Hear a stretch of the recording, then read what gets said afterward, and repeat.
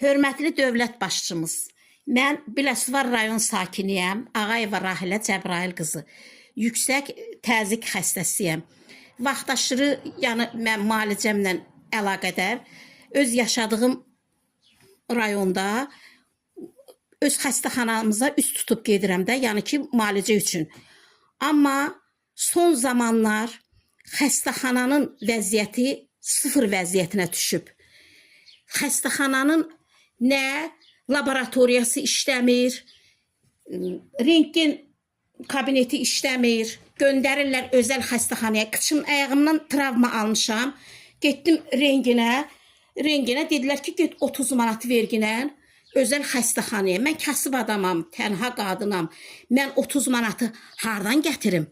Bəs deyirlər ki, icbari tibbi sığortadır, əhalinin sağlamlığının keşiyində durub. Bəs bu Biləsuvar mərkəzi xəstəxanası hara baxır? Tamamilə boşluqdur. Ayaq yolu, yəni ayaq yollar bağlıdır. Xəstəxananın daxilində olan ayaq yolu bağlıdır. Mən getdim bununla əlaqədar xəstəxananın administratoru Mehman Əliyevin qəbuluna. O məni otağından qovdu, dedi çıx get buradan, sənə polis çağıraram. Əcəb eləmişəm. Bu xəstəxananın tualetləri, ayaq yolları hamısı tibbi personala aiddir. Vətəndaş xəstə bura girə bilməz. Vətəndaş girir, unitazı qırır, natəmizlik yaradır, antisanitariya yaradır. Bəs deyir ki, get ginən ətrafda olan, qonşuluqda yaşayan kimin həyətini tanıyırsan, get ora.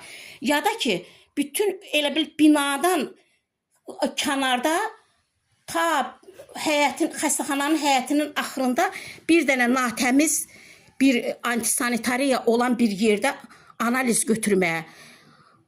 Hörmətli dövlət başçımız, bəs bu antisanitariya olan yerdə analizi nətər götürmək olar? Bütün mikroblar hamısı o analizin içərisində, gözümüzlə görmədiyimiz mikroblar o analizin içərisində olar.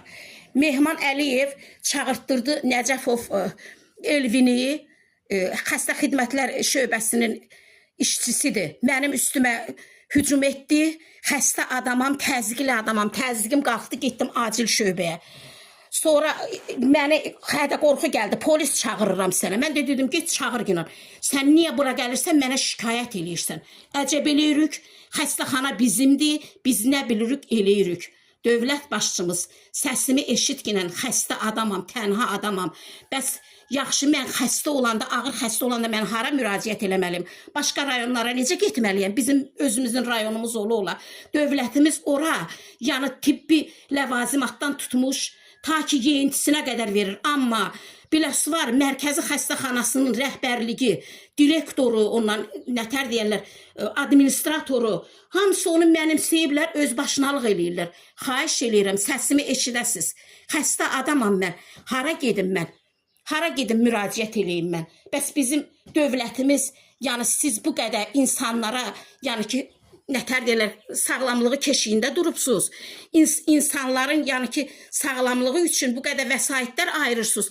Amma bu Biləsuvar mərkəzi xəstəxanasında niyə bunlar mənimsənilir? Niyə bunlar gizlənilir? Xahiş edirəm, bir tədbir görəsiz. Səsimi eşidəsiz.